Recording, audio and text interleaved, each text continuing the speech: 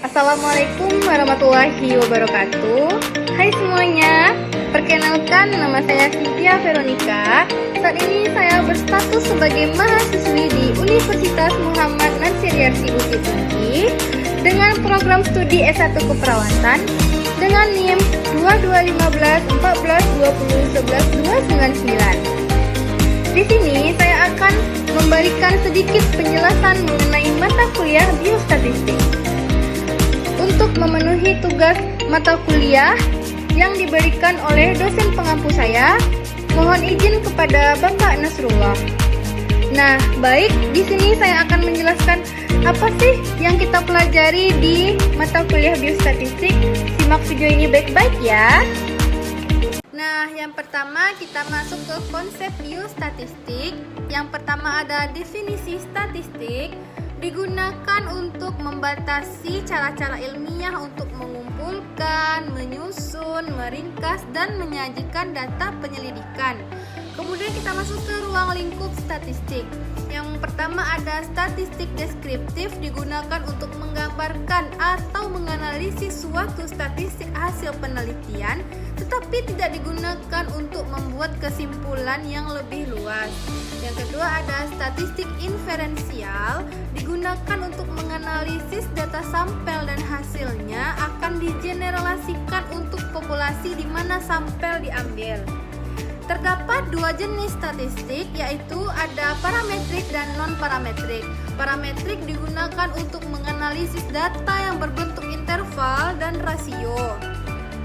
Kemudian non-parametrik digunakan untuk menganalisis data yang berbentuk nominal dan ordinal. Oke, selanjutnya kita masuk ke tipe variabel. Variabel penelitian yaitu suatu atribut atau suatu nilai dari orang, objek atau kegiatan yang mempunyai variasi tertentu yang ditetapkan oleh peneliti untuk dipelajari dan ditarik kesimpulan. Kemudian kita masuk ke jenis variabel penelitian, yaitu antara lain ada variabel independen atau variabel bebas. Kemudian yang kedua ada variabel dependen atau variabel terikat. Yang kemudian yang ketiga ada variabel moderator atau variabel yang mempengaruhi hubungan antara variabel independen dengan dependen. Yang keempat ada variabel intervening, variabel yang secara teoritis mempengaruhi hubungan antara variabel independen dan variabel dependen tetapi tidak dapat diukur.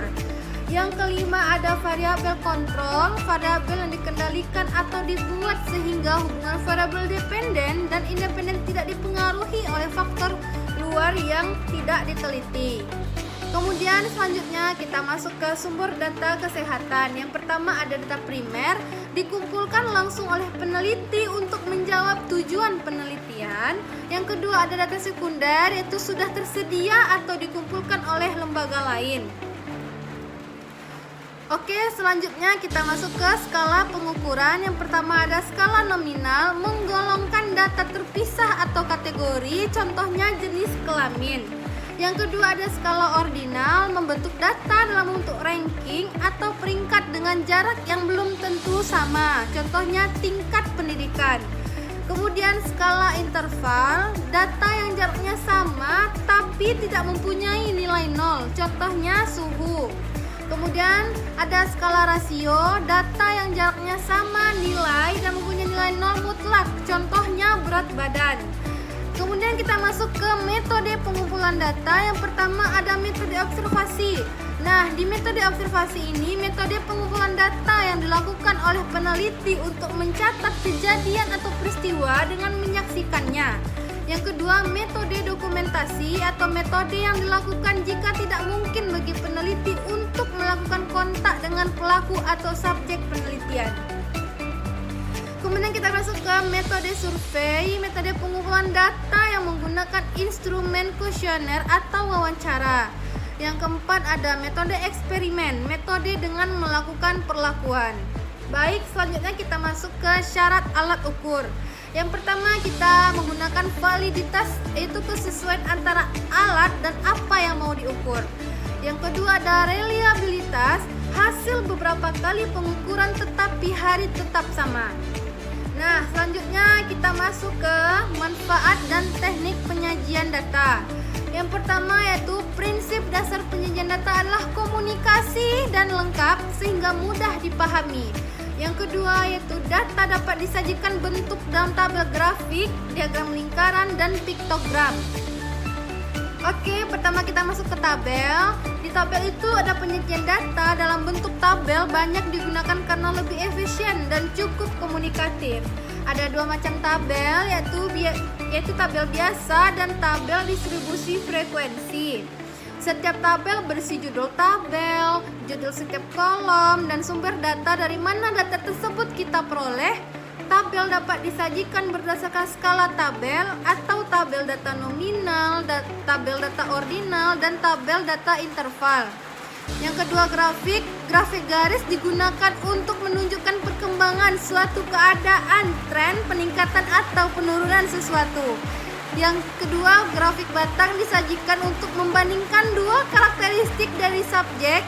Kemudian diagram digunakan untuk menggambarkan berdasarkan proporsi, misalnya jenis kelamin. Baik, selanjutnya kita masuk ke tendensi sentral. Yang pertama ukuran tendensi sentral, yaitu ada data tunggal. Data tunggal terdiri dari min, median, modus. Min itu nilai rata-rata dari kelompok yang dimaksud. Kemudian median nilai tengah dari kelompok data yang telah disusun urutannya dari yang terkecil sampai ke yang terbesar, begitupun sebaliknya. Kemudian modus adalah nilai yang sering banyak muncul.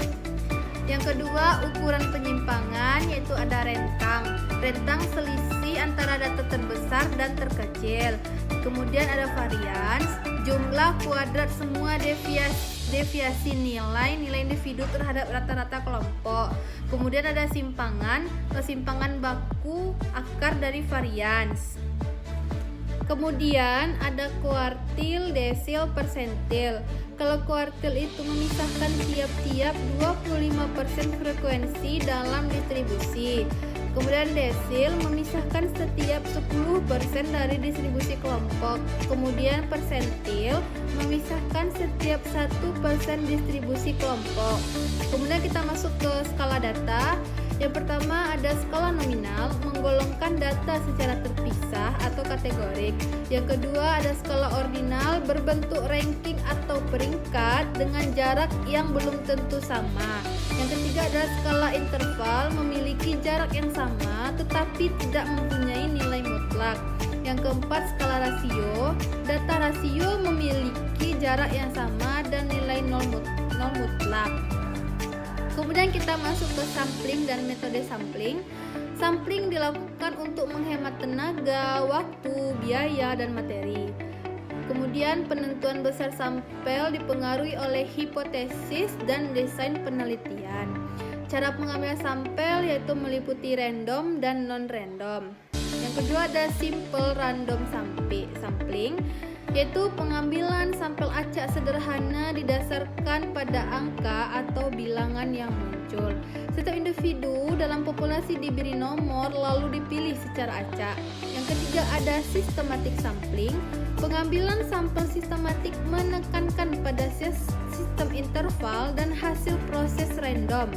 Kemudian interval sampel ditentukan dengan membagi seluruh populasi dengan sampel yang diinginkan.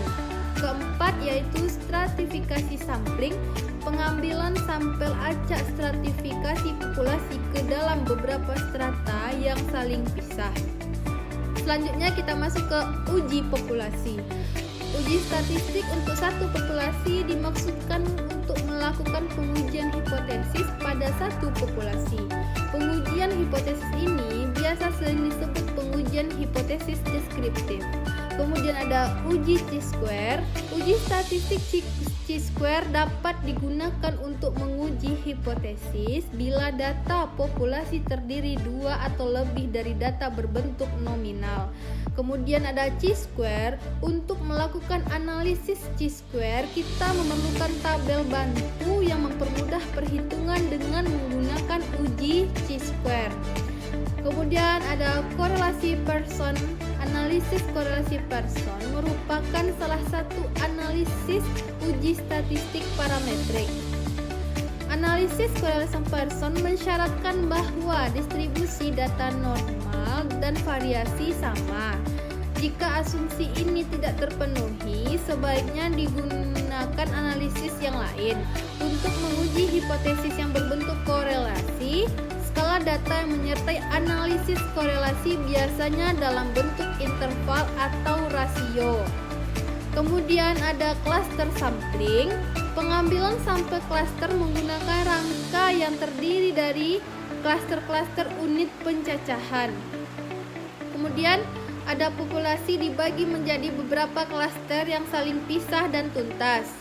Kemudian kita masuk ke sample size.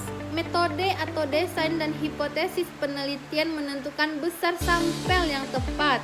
Hipotesis meliputi proporsi 1 sampel, proporsi 2 sampel, ODD rasio, relative risk, mean 1 sampel dan 2 mean.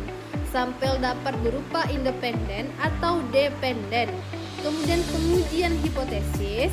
Pengujian satu sampel menguji apakah suatu nilai tertentu berbeda secara nyata dengan rata-rata sampel. Pengujian 2 sampel ingin mengetahui apakah ada perbedaan rata-rata mean antara dua populasi. Nah, selanjutnya kita masuk ke pengujian hipotesis. Hipotesis berasal dari kata hipo atau belum dan tesis atau dalil. Untuk menjadi dalil, hipotesis harus didukung oleh data melalui penelitian. Kemudian kita masuk ke jenis hipotesis. Hipotesis deskriptif menyatakan eksistensi ukuran atau distribus dan kasus-kasus. Kemudian ada hipotesis hubungan atau asosiatif menghubungkan dua variabel. Kemudian ada hipotesis sebab menyatakan satu variabel sebagai sebab dan satu variabel sebagai akibat. Kemudian kita masuk ke hipotesis perbandingan. Hipotesis ini bertujuan untuk melihat perbandingan antara satu variabel dan variabel lainnya. Contohnya, ada perbedaan wanita dan pria dalam memilih pasta gigi. Baiklah, mungkin itu saja yang dapat saya jelaskan mengenai materi biostatistik pada saat ini. Jika ada salah dan kata-kata yang salah,